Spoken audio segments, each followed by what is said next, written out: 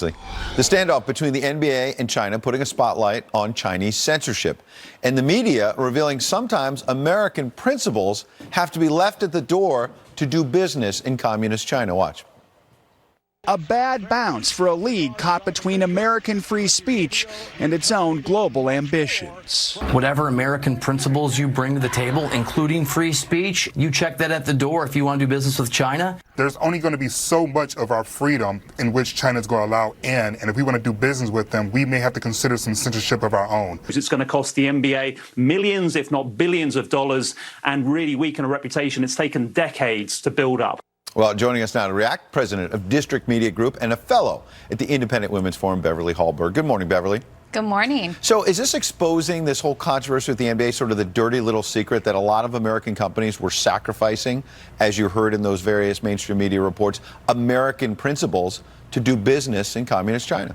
Yes, I think it's exposing a lot. I think, first of all, that when we take a look at free trade, that free trade is an important way for Americans to be able to export the ideas of freedom and democracy to people who are repressed. But if we have to change who we are, if we have to censor ourselves in order to do so, this is why I think Americans are standing up and saying, look, you may care about the bottom line, but we care about these ideals. Even shockingly, last night, you had it NBA playoff games both in Philadelphia and Washington, D.C., right here in our nation's capital, where fans brought signs that said Free Hong Kong, and those fans were escorted out of the games. So this is not just how people are being repressed in China, and of course we should stand up for individuals there, but we are finding that even fans of the NBA in the United States are being censored by the NBA itself. Yeah, these are preseason games, I believe, and people are outraged about that. So what is the prescription moving forward, not just with the NBA? Look, the NBA, as well as American companies across the board and other industries,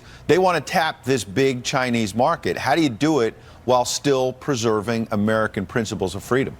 And this is where you have to make a choice. Now, I have no problem with businesses realizing that profit is an important thing. They have to provide financial benefits to their stakeholders. But this is where Americans need to stand up. If Americans say, I don't like that our ideals have to be left at the door, then I'm not going to show up to an NBA game. I'm not going to use this service. And I want to point out a company that is doing this the right way. So one company is Facebook, who is choosing to help the protesters in Hong Kong. They don't do business in China, and they are making sure that Chinese police are not able to track users using their WhatsApp feature. So there are businesses that are standing up, but what we're seeing from media that have ties to China, for example, ESPN, whose parent company is Disney, that you can track a lot of the coverage to who actually is making money. Quick last point. What about all of these NBA coaches, players like LeBron James, who have been attacking President Trump? That's all well and good. The NBA says free speech and all that, but God forbid you attack communist China, they say, oh, don't do that.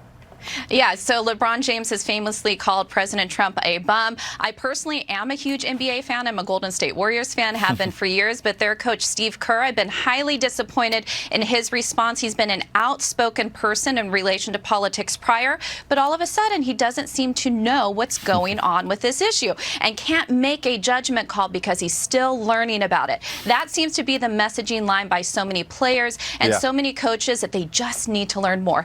They know what it is the NBA is silencing them. They are fearing speaking out because they know money is on the line. That's right. Beverly Hallberg, appreciate it. Steve Kerr, more than happy to provide lectures for President Trump on a whole bunch of issues in the last couple of years. Now he's bumbling around on this one where they should be speaking clearly. Appreciate it, Beverly. Thank you.